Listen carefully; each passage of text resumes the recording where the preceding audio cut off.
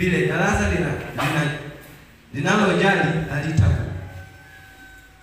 Kwa vyovyote vile darasa linalojali halitakubali kukaa bila kumsaidia mwanadarasa mwenzao anayekosekana kanisani bila sababu ya lazima. Watu wengi wanapotea kwa sababu hawakusaidiwa siku ya kwanza walipoacha kuja kanisani. Tafadhali washiriki, tusishiriki dhambi hii ya kuwaacha wenzetu wapotee. Kwa pamoja nje ya muda wa shule ya Sabato. Inapendeza wanadarasa kutafuta muda wa kuwa pamoja nje ya muda wa shule ya Sabato. Wanadarasa wanaweza kupanga kukutana katikati ya juma nyumbani kwa mwanadarasa mmoja baada ya mwingine, au katika sehemu nyingine yoyote watakayokubaliana. Wanapokutana wanaweza kujadili mwongozo wa kujifunza Biblia au mada nyingine watakaoichagua.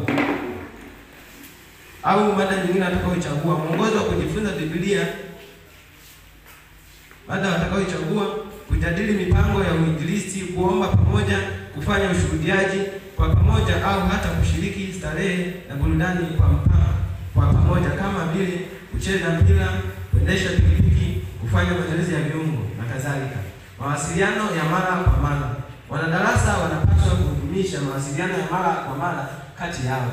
Ni vizuri wapeane njia za mawasiliano: simu, barua pepe, WhatsApp, anwani za mitandao ya kijamii. Siku ya kwanza kanisani na kukutana kama darasa, na kila mmoja ahakikishe kuwa anawasiliana na mwanadarasa mwenzake. Si lazima uwe na kitu maalum cha kuambia ndio uwasiliane naye. Inapendeza kwa mfano ukimpigia simu mwanadarasa kwa ajili ya kumjulia hali au kumtakia kazi njema. Mambo hayo yakizingatiwa, kanisani litakuwa mahali ambapo kila mshiriki na mgeni atatamani kuwepo, na hali hii ikiwepo, kutakuwa na ukuaji wa kiroho kwa washiriki pamoja na kufanikiwa kwa kazi ya utume wa kanisa. Kwa kuwa mambo mengi yalitajwa hapo juu yanafanyika kanisani, madarasa ni lazima